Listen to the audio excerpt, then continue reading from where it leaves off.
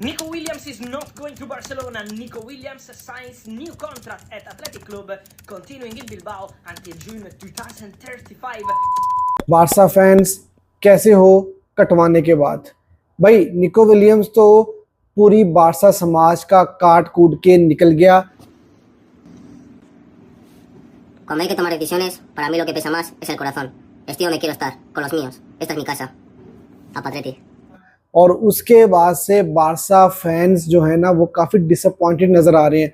जितनी ज़्यादा एक्साइटमेंट थी बारसा फैंस को इस ट्रांसफ़र विंडो को लेकर, उतनी ही ज़्यादा अब डिसअपॉइंटमेंट हमें देखने में मिल रही है। और अब क्या है कि बारसा फैंस जो हैं वो ट्रांसफ़र विंडो को ज़्यादा सीरियस ले ही नहीं रहे, क्योंकि ऑब्वियसली काफ़ी बड़ी जो है एक हाइप क्रिएट हुई थी निको विलियम्स को लेकर।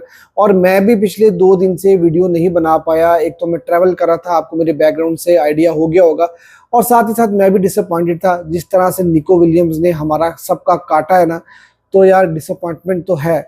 लेकिन ये है कि मैं जानता हूँ कि ये ऑलरेडी टॉपिक थोड़ा सा लेट हो चुका है, 2 दिन पहले ये सारी कहानी ख़त्म हो चुकी है, लेकिन इस कहानी को समझना बहुत ज़रूरी है।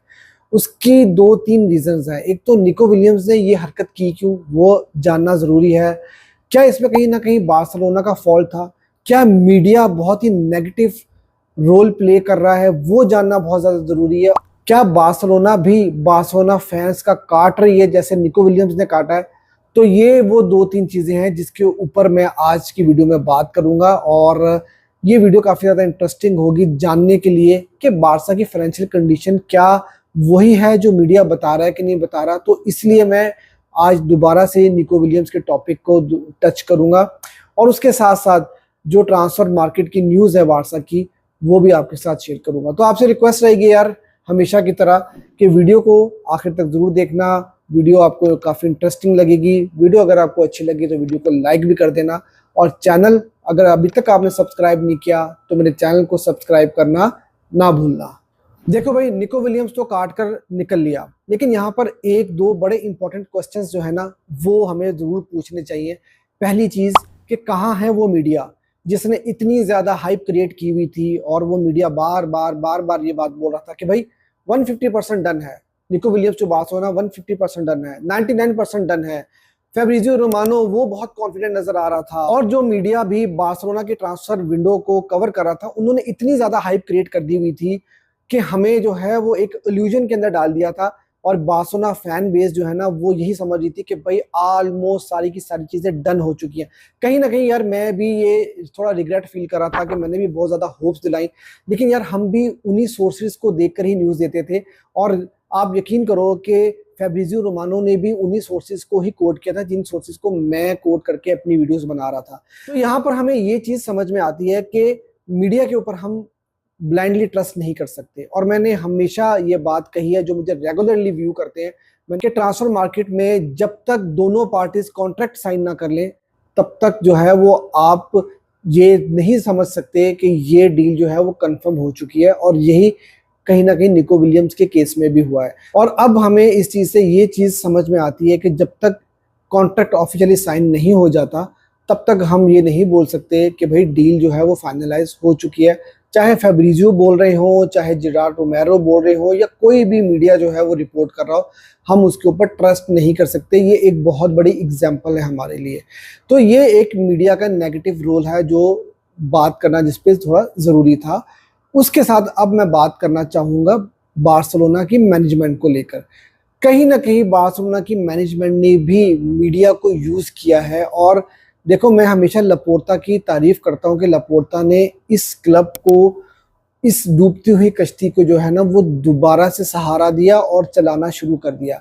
लेकिन लपोर्ता की जो एक ऐसी चीज़ है जिसके साथ मैं हमेशा डिसएग्री करता हूँ और इख्तलाफ करता हूँ उससे, वो ये है कि वो बार्सिलोना की मीडिया को मैनिपुलेट करता है। बार्सिलोना फैन बेस में अपना नैरेटिव बनाने के लिए मीडिया को नेगेटिव यूज़ करता है। और कहीं ना कहीं ये इस पूरे केस में हमें चीज़ समझ में आई है, और वो इस तरह से आई है कि आपको याद होगा कि मैंने भी अपनी वीडियोस में ये बात कही थी कि टेबास ने ये बात बोली है कि निको विलियम्स अगर बार्सिलोना को साइन कर भी लेते हैं, ठीक है ना, तो वो फिर भी बार्सिलोना उनको रजिस्टर नहीं कर पाएगी।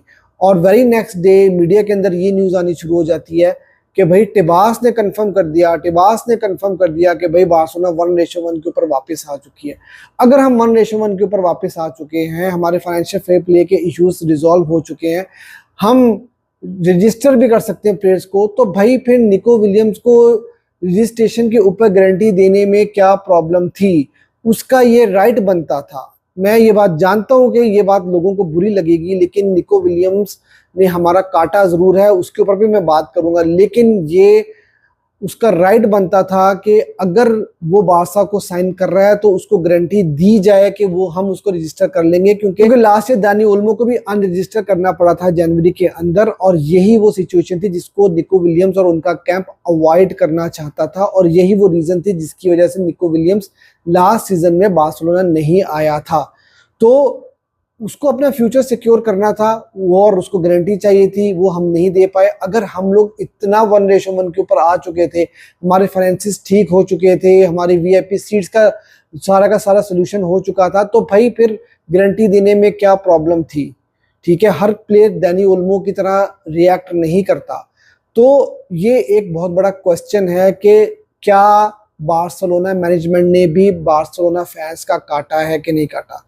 ये एक बहुत बड़ा सवाल है, और आज हम फाइनेंशियली कहाँ खड़े हैं हमें अभी भी नहीं पता। पिछली 2-3 ट्रांसफर विंडो से यही बात चली आ रही है, हम 1:1 पे आ चुके हैं, हम लोग अब कोई भी प्लेयर साइन कर सकते हैं, सब कुछ कर सकते हैं, तो भाई फिर ये सारा मिसहैप कैसे हो गया?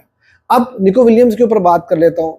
देखो यार, निको विलियम्स का मैंने आपको बताया उसका राइट जरूर था, लेकिन जिस तरीके के साथ उसने हम लोगों के साथ ये सलूक किया वो बनता नहीं था, ये प्रोफेशनल वे नहीं था। आप थोड़ा टाइम लेते, आप बार्सिलोना के साथ निगोशिएट करते और बात करते कि भाई अगर आप रजिस्ट्रेशन नहीं करोगे तो फिर मैं जो है कोई और डिसीजन ले लूंगा। कि अचानक से ऐसा क्या हो गया कि एकदम मीडिया के अंदर न्यूज आ जाती है कि भाईजान निको विलियम्स ने रिन्यूअल साइन कर लिया बिलबाओ के साथ, और ये अब उनकी सैलरी होगी, और इतना उनका रिलीज क्लॉज 50% से बढ़ चुका है। और निको विलियम्स भी स्टेटमेंट भी देते हैं कि जब ऐसा डिसीजन लेना होता है तो मैं अपने दिल की सुनता हूँ। तो भाई वो सारी की सारी कहानियां कहाँ चली गई? और ये निको विलियम का बहुत ही खराब डिसीजन है मेरे ख्याल से अपने करियर को लेके। बिलबाओ में वो क्या कुछ उखाड़ लेगा यार, बिलबाओ में वो इनाकी विलियम्स की तरह ही एक प्लेयर बनेगा, वही उसका फ्यूचर होगा जैसे उसके बड़े भाई का फ्यूचर है। अगर आप बार्सिलोना नहीं आना चाहते थे तो आप इससे बेहतर था कि बायर्न म्यूनिख चले जाते या आर्सेनल चले जाते, जहां पर आपकी कोई इज्जत होती, कुछ आप अचीव करते करियर में, कोई ट्रॉफी जीत सकते थे। बिलबाओ के साथ आप क्या जीतोगे? खैर उससे मुझे अब कोई फर्क नहीं पड़ता, क्योंकि अब निको विलियम्स की कहानी तो बार्सिलोना के साथ खत्म ही हो चुकी है। लेकिन यहाँ पर बड़ा सवाल यही है कि बार्सिलोना का 1:1 का इशू का क्या सीन है? क्या हम 1:1 के ऊपर वापस आए हैं कि नहीं आए, और हमारे रजिस्ट्रेशन के इश्यूज कब रिजॉल्व होंगे, कब नहीं होंगे, और मीडिया जो कुछ हमें बता रहा है क्या वो सब चीज़ें सही हैं? क्या हम मीडिया पे ट्रस्ट कर सकते हैं कि नहीं? ये क्वेश्चन मार्क तो अब लपोर्ता के सर के ऊपर भी है, और ये क्वेश्चन मार्क मीडिया को भी जो है हमें पूछना चाहिए। अब what's next for Barcelona? Nico Williams की कहानी तो खत्म हुई। क्या बार्सिलोना राशफोर्ड को साइन करेगी? क्या बार्सिलोना राफाएल लियो को साइन करेगी? लुइस डियाज का क्या सीन है? तो उसके ऊपर हम बात कर लेते हैं। तो भाई इंपॉर्टेंट चीज़ ये है कि वही बात फिर से मैं दोहराऊंगा कि हमें यही नहीं पता कि हमारी फाइनेंशियल कंडीशन क्या है। राफाएल लियो के बारे में ये न्यूज़ आ चुकी है कि मिलान ने बार्सा को बोला कि भाई 70 मिलियन दो और राफाएल लियो ले जाओ, और राफाएल लियो भी बार्सिलोना जो है वो कहीं ना कहीं इंटरेस्ट शो कर रहे हैं आने के लिए। लेकिन प्रॉब्लम यही है कि अगर हम लोग 1:1 के ऊपर ही नहीं हैं तो हम किस तरह से राफाएल लियो को साइन करेंगे और उनको रजिस्टर करेंगे? इशू तो वही है जो निको विलियम्स का इशू था। और यहाँ पर लुइस डियाज की अगर मैं बात करूँ तो लुइस डियाज के बारे में तो ये चीज़ हमें नज़र आ चुकी है कि बायर्न म्यूनिख हो, बार्सिलोना हो, जो भी हो, लिवरपूल निगोशिएट नहीं करना चाहती, और लिवरपूल जो है उनको सेल ही नहीं करना चाहती। तो लुइस डियाज और राफाएल लियो, ये दोनों के दोनों ऑप्शंस जो है ना, मुझे इस वक्त बार्सिलोना के लिए फिजिबल नज़र नहीं आ रही। और फिर लुकमैन के बारे में भी बात की जा रही थी, तो उसकी भी 30 मिलियन हमें पे करना होगा और फिर उसको रजिस्टर करना होगा। तो मुझे जो इस वक्त सबसे बेस्ट ऑप्शन बार्सिलोना के लिए नज़र आ रहा है वो राशफोर्ड का ऑप्शन नज़र आ रहा है, क्योंकि वो एक लोन ऑप्शन होगा। लेकिन यहाँ पर भी काफ़ी सारी हर्डल्स हैं, वो जानना बहुत ही ज़्यादा ज़रूरी है। और वो हर्डल ये है कि भाई मैनचेस्टर यूनाइटेड ये बोलती है कि अगर आप लोन के ऊपर राशफोर्ड को साइन करोगे तो उनकी 325 100,000 जो पाउंड सैलरी है वो सारी की सारी बार्सिलोना पे करेगी। मैनचेस्टर यूनाइटेड उसका कोई पोर्शन पे नहीं करेगी, और जो कि ये 13.5 मिलियन साल का बनता है। तो क्या बार्सा इतनी सैलरी उनको दे पाएगी? क्या इस सैलरी कैप में उनको हम इतनी सैलरी के साथ रजिस्टर कर पाएंगे कि नहीं कर पाएंगे, अकोमोडेट कर पाएंगे कि नहीं कर पाएंगे? ये एक बहुत बड़ा क्वेश्चन मार्क है। और उसके साथ साथ मैनचेस्टर यूनाइटेड की जो दूसरी बड़ी कंडीशन है वो ये है कि बार्सिलोना मस्ट बाय क्लॉज जो है वो इस लोन डील के अंदर जो है वो डाले। जैसे जिस तरह से हमने आंसू फती को सेल किया है मोनाको में, ऑलमोस्ट वही कंडीशन जो है मैनचेस्टर यूनाइटेड बार्सिलोना से मांग रही है। तो अब बार्सा को ये देखना होगा कि बार्सा ये सारी चीजें फुलफिल कर पाएगी कि नहीं।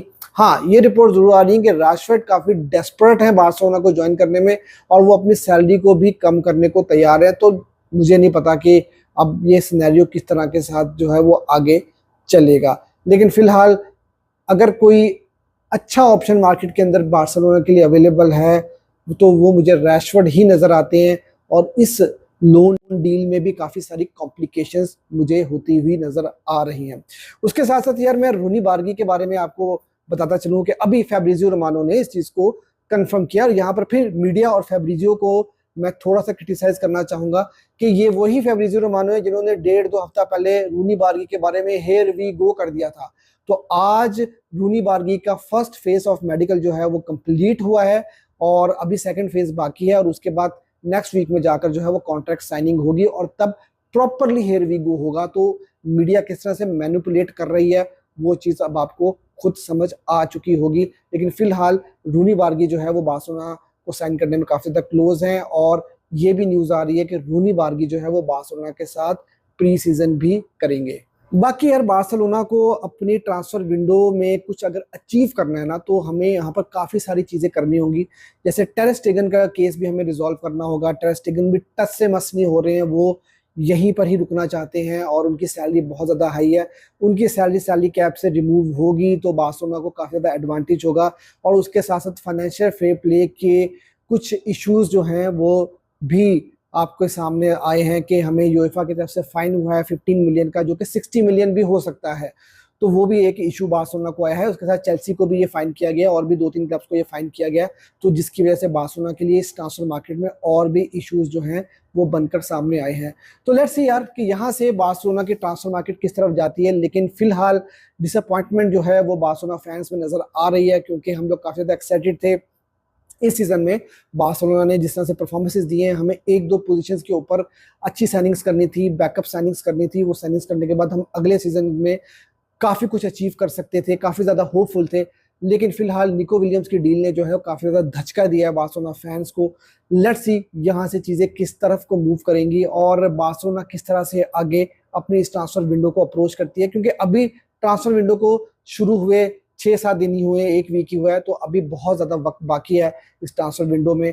तो आई होप कि बार्सिलोना कोई ना कोई सोल्यूशन जरूर निकालेगी अपनी बेंच स्ट्रेंथ को और अपनी वीक पोजीशंस को जो है वो अच्छे से असेंबल करने के लिए। तो यार ये थी आज की वीडियो अगर आपको अच्छी लगी तो वीडियो को लाइक कर देना। चैनल अगर अभी तक आपने सब्सक्राइब नहीं किया तो चैनल को जरूर सब्सक्राइब कर देना।